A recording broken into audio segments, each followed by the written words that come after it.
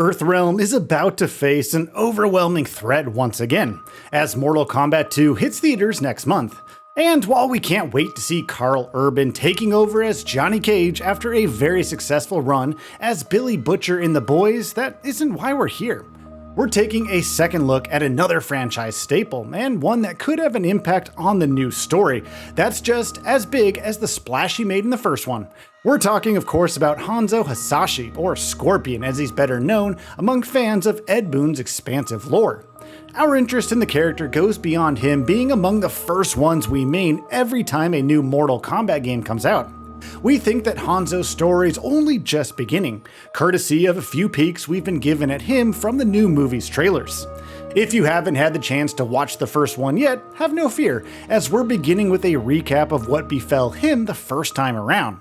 This video recaps Scorpion's story in the 2021 Mortal Kombat movie, using stills from officially released trailers along with game cutscenes and gameplay footage for added context and to help illustrate key points. A blood-soaked beginning. We first see Hanzo as a family man devoted to his wife and daughter and his clan. We know that the clan in question is the Shirai Ryu, whose prowess as martial artist and as the protectors of Earthrealm earned the jealousy of the Lin Kuei, with Bi-Han standing out among their ranks as Hanzo's eventual killer. That fight is brutal, the two warriors' linguistic barriers being overcome by the violence of a conflict that has been a standard of Mortal Kombat right from the get-go. The Lin Kuei gain the upper hand, and Hanzo's clan is wiped out along with its leader, but his daughter survives and is taken in by Raiden. It's quite the beginning to Hanzo's eventual transformation into Scorpion, but the first movie did something clever with it. Hanzo's grisly end was just the beginning for Scorpion's rise, and it's a story that works not just because of the emotional weight that the death of a noble warrior brought to the table, but because it rooted Scorpion's motives in personal vengeance.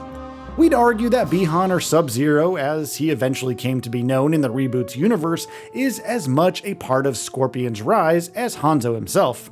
He sets off a series of events that not only bring the character back from the Netherrealm, where Hanzo's restless spirit was relegated following his demise, but plays an active role in creating the scope for its return. It's Bi-Han who gave rise to Scorpion's wrath, and is the catalyst for one of his descendants to rise to prominence in the process. He's the one who gives Scorpion's entire arc its purpose, as well as providing a focal point for the character's rage, pain, and unresolved trauma from their fateful encounter. Their rivalry allowed Mortal Kombat to move beyond simply including legacy characters for the heck of it, bringing some much-needed nuance to the entire arc involving them. It could have been too easy for things to devolve into a generic good versus evil arc between the two of them, especially with Bi-Han being prominent among the film's antagonists in the present, but by cleverly setting up past history with Hanzo, it immediately took things up a notch. And that isn't even the best part of Hanzo's arc, not by a long shot. A smooth transition into the present. The first movie wasted no time in telling us that a descendant of Hanzo Hasashi was going to play a role in repelling Outworld's invasion. Enter Cole Young, a brand new addition to the franchise's lore, who might have been easy to write off if not for the revelation that he was indeed the descendant that the ancient prediction spoke of. It's great that the story focused on Cole and his self-actualization, as he displayed the same devotion to his family and to his brothers in arms that Hanzo once did. He was never a hero who had it all figured out. Instead, he was a man just trying to do right by those who believed in him, a noble sentiment that eventually let him evolve into his arcana by the need to protect others. It's an interesting contrast to all of Earthrealm's other protectors, who either had their arcana uncovered through training or through battles that were largely centered around grudges. Take Kano and Sonya, for example. The former's apathy to the fate of the Earthrealm made him a poor candidate to bear the mark of the dragon, but he stumbled into his arcana with relative ease. Of course, we always knew he was going to betray the rest of his fellow Earthrealmers, but Sonya's efforts to take him down resulted in her killing him and inheriting the power of the dragon's mark for herself. Jax is another great example, as all he needed to unlock his own hidden potential was to have faith in himself and realize that he was more than just his new mechanical arms. It's interesting and morbidly amusing that Bi-Han's the one who took away his arms in the first place, as it showcases the villain's tendency to bring out the best in his rivals despite all of his efforts to kill them. But despite all his efforts to unlock his hidden powers, it's Cole who struggles the most to get them. He earns them not just through his efforts, but by displaying the need to protect others, something that we'd like to think is linked to his lineage. But forget what we like, we think it's there for all to see in the way his fight with Bi-Han resolves itself.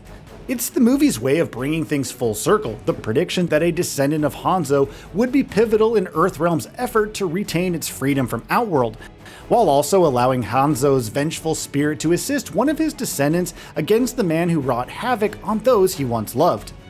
Hanzo rises during Cole's most desperate moment to protect him, and takes down Bi-Han in his place. In doing so, he finishes what he couldn't all those years ago before returning to the Netherrealm, a spirit whose quest for vengeance has now been fulfilled. But what comes next for both Hanzo and Scorpion? That Scorpion makes new flames from the ashes of Hanzo's past is no coincidence, and we think that the character is going to have some key role to play in the new movie. Teleporting into the future, we know that Cole set off to bring Johnny Cage into the mix at the end of the first movie, and that he has earned Hanzo's goodwill for his role in taking down Bi-Han. We also know that he has been entrusted with the fate of his Hanzo's lineage, as evidenced by their parting words. But then the trailers for the second movie came along. We've noticed a distinct lack of Cole in the present, but that's understandable given that Johnny Cage just steals the spotlight no matter where he goes. But we've seen quite a bit of Hanzo in the Netherrealm, often surrounded by flames, and coming face to face with what we're suspecting is Noob Saibot, a reincarnation of Bi-Han.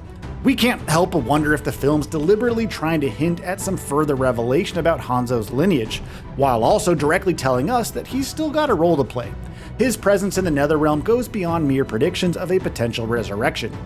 The first name that comes to mind when we think of the Netherrealm is Quan Chi, who, coincidentally, is often the force behind Noob Saibot's rise.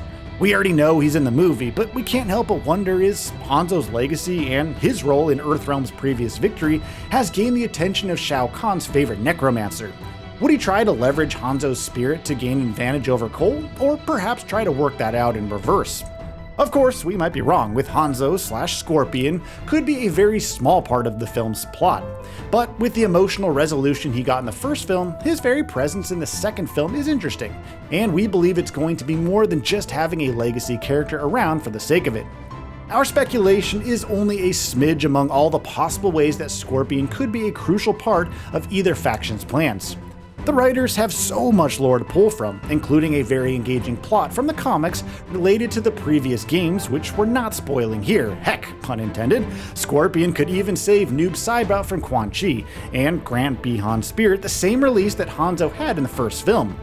Scorpion's story in the first Mortal Kombat might have ended on a reasonably decent note, but we're wondering if his role in the grander scheme of things is only just beginning. Thankfully, we're not going to have to wait too long to find out and scream, "Get over here!" when Hanzo finally makes his appearance in the new movie.